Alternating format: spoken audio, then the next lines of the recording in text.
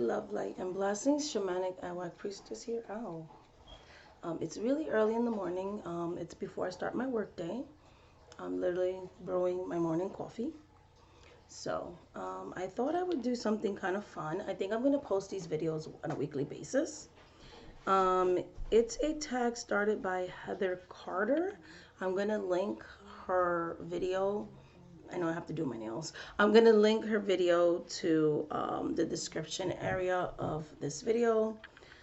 It's 31 days of witchcraft. I'm not going to do 31 days. My schedule, it just isn't something plausible for me. So I'm going to do this on a weekly. So I'm doing today May 1st through May 7th. There's a question for every day because, I do have, children that do distance learning, and I'm also a full-time psychic reader. So I'm a full-time psychic. I do psychic readings. I also am a spiritual healer. And I also am literally, I do rituals, or some people will call them spells for others, on a full-time basis. So it's just logically, if I work 6 days a week, I just can't do a daily prompt. Because I work from home, the quarantine hasn't really affected me. Like, if anything, my workload has actually doubled, and in some cases tripled since the lockdown. So again, but I do want to participate. So I felt like I wanted to give a more diverse perspective on this tag, and things like that. So the first question is your witchcraft secular, spiritual, or religious? How does this influence your practice? So I am a voodoo sant. Okay, I am someone who practices voodoo, Haitian voodoo to be exact. I'm also someone who has been initiated into Santeria. So I am someone who has practiced Santeria. I do serve Orishas, and I do serve Loas through my voodoo practices. I am also someone who does conjure. So I do Southern conjure as well. So I practice various Afro-Caribbean and Afro-American religious practices. So I'm actually part of a closed traditional practices, and they're based on my culture. So my practice is religious based. It is a part of my life. 7 days a week, 365 days a year. So it influences every area of my life.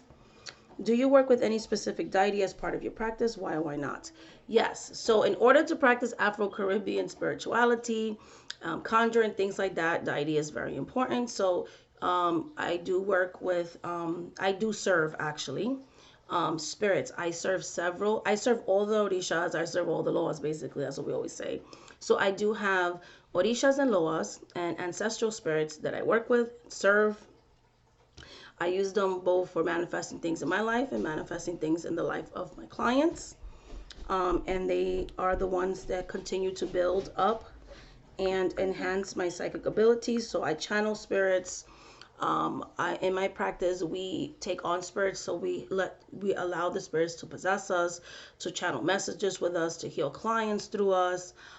They are the focus of every voodoo ritual, every fete, every palo, every fiesta palera, things like that I have hosted or have been a part of. So yes, deity, the Orishas and the Loas, which are not god and goddesses. They are spirits in their own right, so they're more like saints or angels. We believe in one main god, one main creator. In these paths that I follow, deity is very important. You cannot practice voodoo, you cannot practice conjure, you cannot practice Santeria without the deities. There is literally a religious practice catered around the deities. So that's question number 2. Question number 3 is, what area of your practice are you currently focusing on, if any? So the area of my practice, because I'm a full-time psychic reader, okay, this is what I do. This is my job. I don't have no other side job. This is my main job. This is what I dedicate myself to 6 days a week, okay, every single day. So I am someone who's psychic. I do predict the future, third-party readings, time frames. I also do more specific readings for clients. So I have paranormal readings for clients. This is something that I just started this year. I have a paranormal series that I started. I've had very intense spiritual experiences because I am a medium. I have always been able to channel spirits. Spirits have always come through. So I've just kind of learned to hone in those skills through my lifetime. And so, and things like that. So I have readings that help people if they are someone who's a medium as well. Maybe a spirit has tried to make contact with you and you don't know what the messages are.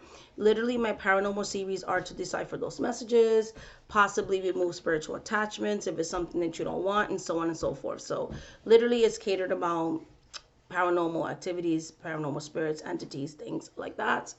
Also, I have angel readings because I have worked with and served angels. So those are directly angel messages and things of that nature. I also have spiritual investigative readings, and they're basically what spirits are in your spirit court.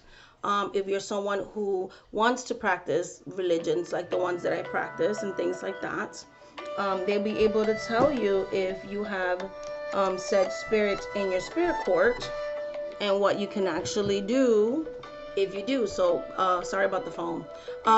So if you want to create like an altar to a spirit, how can you do that in a respectful way?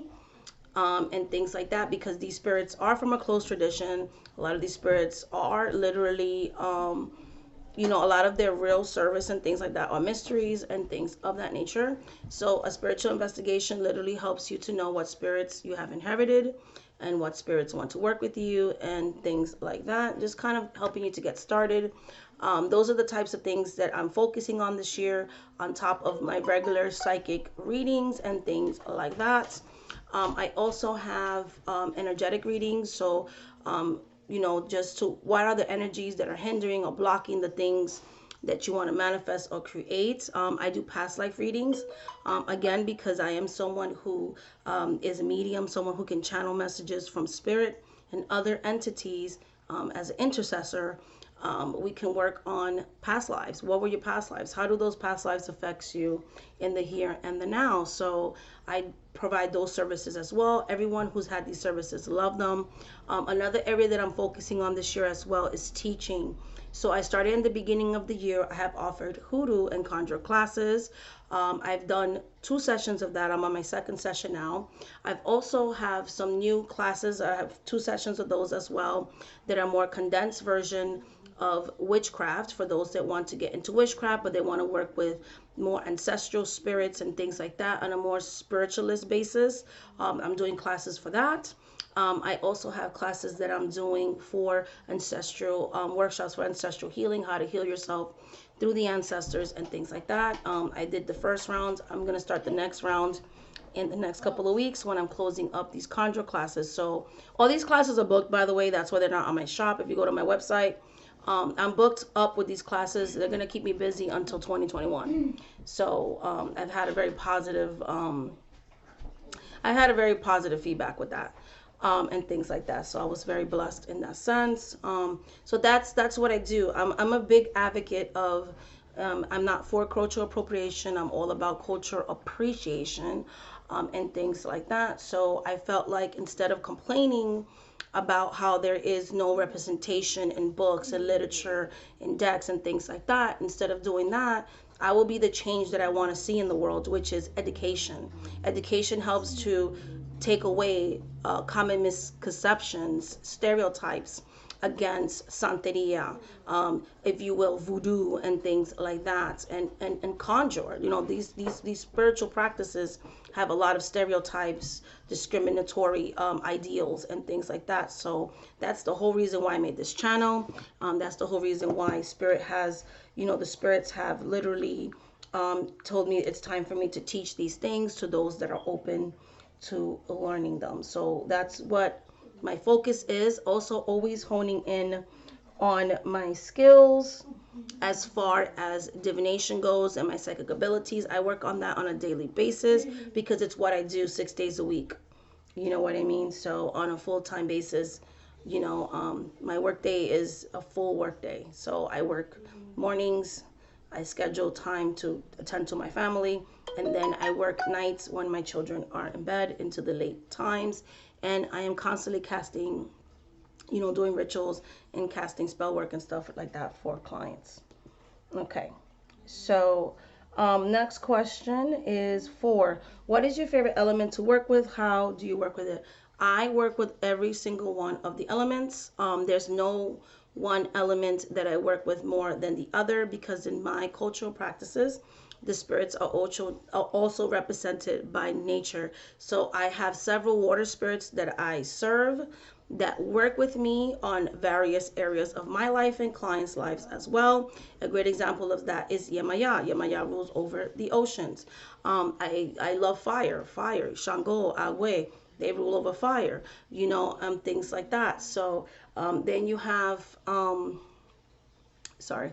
Then you have, the pentacles, you have, earth, and things like that. We have spirits, like Cuisine. Cuisine, he rules over the earth, he tills the earth, he helps you manifest, abundance and things like that. So, and then you have, the air, you know what I mean? You have that type of spirit, and things like that, which rules over the mind, the body, spirit, thoughts, all those kinds of things. You can say Bobatala, he's good with mental stuff. These are just examples. Like, so in our culture, you could even say, hey, Ogun, you could say Danto, because they literally are represented by daggers and machetes. So, you know what I mean? So in my cultural practices, spirits literally are in all the elements. It's a nature-based religious practice, and things of that nature. So every single element's important because every single one of the spirits that I serve, whether that's Loas, whether that's Orishas, whether that's ancestral spirits, all of them are important to us, to me, and those that practice similar paths of my cultural practices and things like that. Um, number, so none of them are my favorite. I love them all equally. Number 5, have you had a teacher in the craft? Yes. In order to practice a close religion, sorry if this is controversial, but it's the truth. You need a mentor, you need a teacher, you need an elder. So again, I'm part of a close tradition. So you need to go under the guise of an elder to mentor you in the secrets and in the ways of serving these spirits, because a lot of our stuff, despite all these videos on YouTube and all these books written by outsiders, 90% of the real stuff is kept secret. And a lot of the stuff that is shared, a lot of it is misconceptions and misinformation. So yeah, so it's still, believe it or not, Haitian voodoo, Santeria, conjure actually is shrouded in more secrets than people realize. So it is important, especially when we're talking about voodoo and Santeria and these close traditions like that. It is important to have a teacher of that culture if you feel drawn to work with these spirits that may be outside of yours, or maybe you didn't grow up in these paths. I grew up in these paths. I can trace it back to, many generations before me, that kind of thing. So, yeah, so yes, and this is why, like I said before, I teach people who are called into these paths myself on a one-on-one basis. So I do have students that I have taken on this year, and things like that. And yeah, those were my experiences. Like I said, this is something that I can trace back to my great great grandmother, so on and so forth, as far back as the mid 1800s, as well as, I've had many teachers, like I said, bloodlines, my great grandmother, my grandmother, my mom. And then also I've had the voodoo house that I'm part of. I have my mambo, I have my elder. We were supposed to get initiated into a higher initiation. But what ended up happening is the quarantine. So that has been postponed, but it will happen. On top of that, I have been initiated into Santeria. So I've had mentors at Babalao and a Santera that took me under their wing and things like that. So I have learned from not only my family, but from other people as well, and things of that nature. So I have made my spiritual, emotional, and monetary investments in these things, and things like that. So that's what I feel. I feel like when it comes to close traditions, there needs to be someone of that tradition to mentor you, because again, you cannot incorporate these ancient spirits into just whatever practice you want, because they do come from their own religious practices. Okay, and I've made several videos on that. I'm not going to elaborate anymore about that. Number 6, do you incorporate environmental consciousness and sustainability in your craft? Yes, I recycle all my jars. Okay.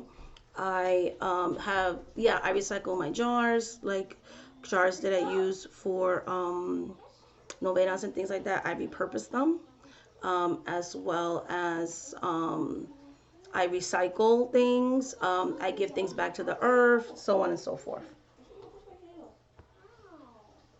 Sorry about that, kids in the background, but like I said, I'm gonna get my work day started and I'm gonna settle them down later. Number 7.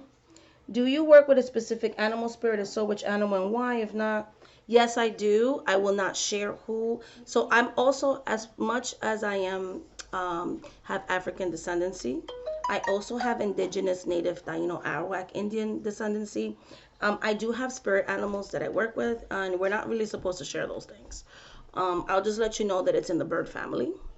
I'll let you know that. And then I have another one that is an earth animal. So I'll just, and we believe that those are actually synchronized with the ancestors or our actual spirit guides that are trying to give us messages. So yeah, I'm not supposed to share my animal spirit. So I'm going to keep that personal to myself. But yes, I do work with animal spirits. I do have, if you will, animal totems. I just like to say animal spirits or familiars or whatever. Okay.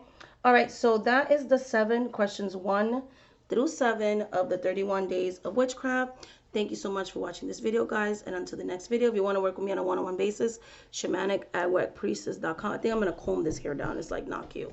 Shamanic@workpriestess.com. You can book a psychic reading with me or any one of my specialized spiritual readings. And yeah, so thank you so much for watching this video, guys. And until the next video, bye.